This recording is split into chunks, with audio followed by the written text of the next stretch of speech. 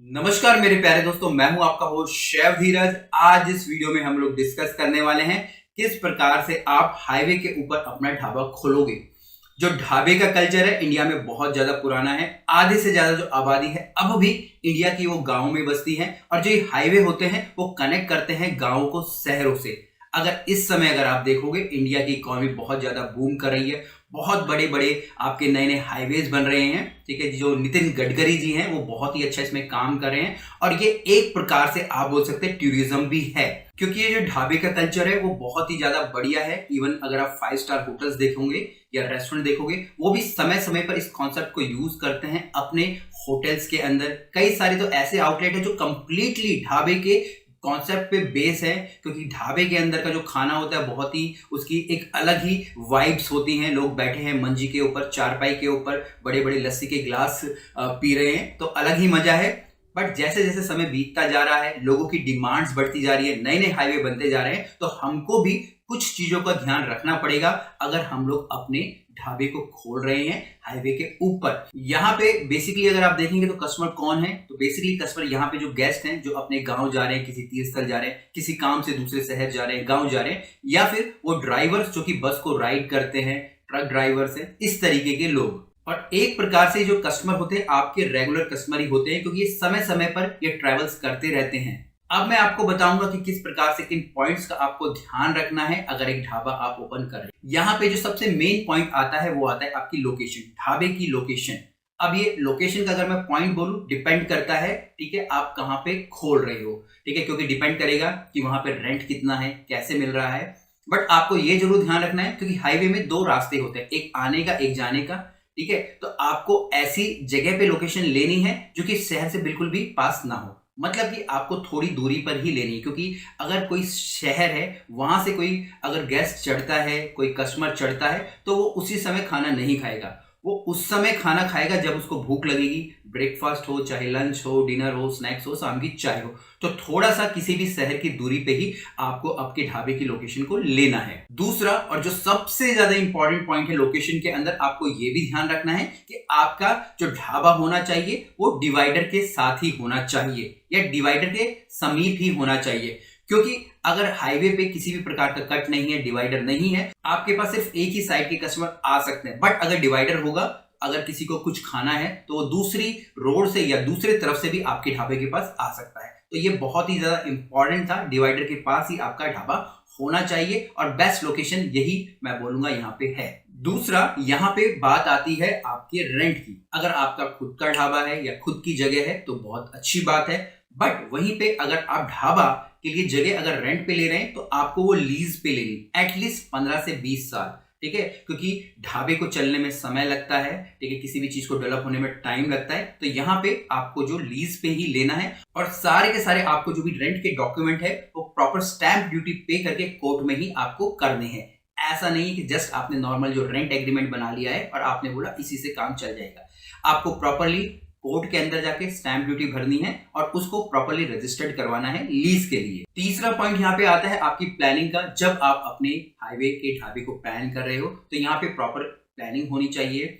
ठीक है, आपकी जो स्पेस की आपकी प्रॉपर प्लानिंग होनी चाहिए। पार्किंग सबसे ज्यादा जरूरी होती है। ढाबे के बाहर आपकी जो भी पान की दुकान, सिगरेट की दुकान, पानी की दुकान, ठीक है, इस प्रकार की छोटी छोटी दुकानें होती है, उनके लिए स्पेस आपको जरूर रखना है। प्रॉपरली आपके किचन के लिए वहां पे स्पेस होना चाहिए। आपके जो स्टोर्स होंगे किचन के, उनके लिए, स्टाफ के एकोमोडेशन के लिए आपको वहां पे रखना है। आपको टॉयलेट्स, यहाँ पे जो संख्या है टॉयलेट्स की थोड़ा ज्यादा बनानी है, क्योंकि हमेशा जब भी आप देखेंगे बस के अंदर सीधा 100 पैसेंजर, 200 पैसेंजर या 2-3 बस एक साथ आ जाती है, तो बहुत ज्यादा भीड़ हो जाती है। तो आपके पास यहाँ बैठने के लिए कम से कम मैं बोलूंगा 2000 स्क्वायर फीट, मैं इससे कम ज्यादा भी हो सकता है, बट मिनिमम इतनी तो जगह होनी चाहिए ताकि सारे के सारे कस्टमर वहां पे बैठ पाए। और टॉयलेट्स भी आपको क्लीन हमेशा रखने हैं, क्योंकि अधिकतर देखा गया है हाईवे के जो टॉयलेट्स वगैरह होते हैं ज्यादा क्लीन नहीं रहते हैं। और यहाँ पे कस्टमर अगर एक बार आपके पास आ रहा है, उसको टॉयलेट्स वगैरह साफ नहीं मिल रहे हैं, क्योंकि अधिकतर जो भी लेडीज होती हैं, अगर कोई फैमिली ट्रैवल कर रही है, तो वो ऐसी जगह पे ही जाना पसंद करते हैं जहां पे थोड़े टॉयलेट्स वगैरह क्लीन हो और वहां पे वो फ्रेश अप हो पाए। तो टॉयलेट्स वाली बात को आपको जरूर ध्यान रखना है, और इवन यहाँ को जो आपको टॉयलेट्स बनाने हैं वो लेडीज और जेंट्स के दोनों आपको सेपरेट यहाँ पे बनाने हैं। इसके बाद जो नेक्स्ट पॉइंट आ जाता है वो आ जाता है हमारे कंस्ट्रक्शन का। अब आपका सारा का सारा कंस्ट्रक्शन काम चालू हो जाएगा, साथ साथ आपके जो लाइसेंसिंग का काम भी आपको कर लेना है।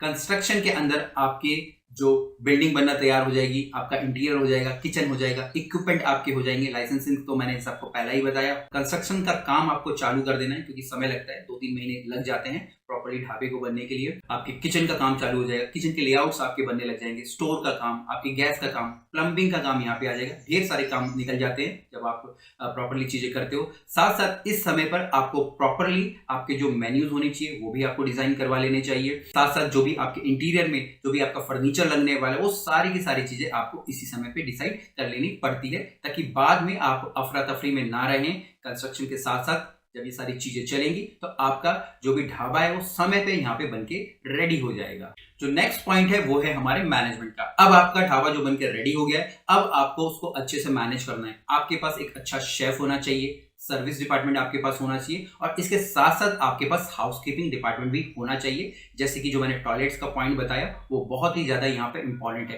प्रॉपर आपको सिस्टम्स बनाने हैं, चाहे आप ढाबे में सर्व कर रहे हो, बट क्लीननेस आपको हमेशा ध्यान रखनी है।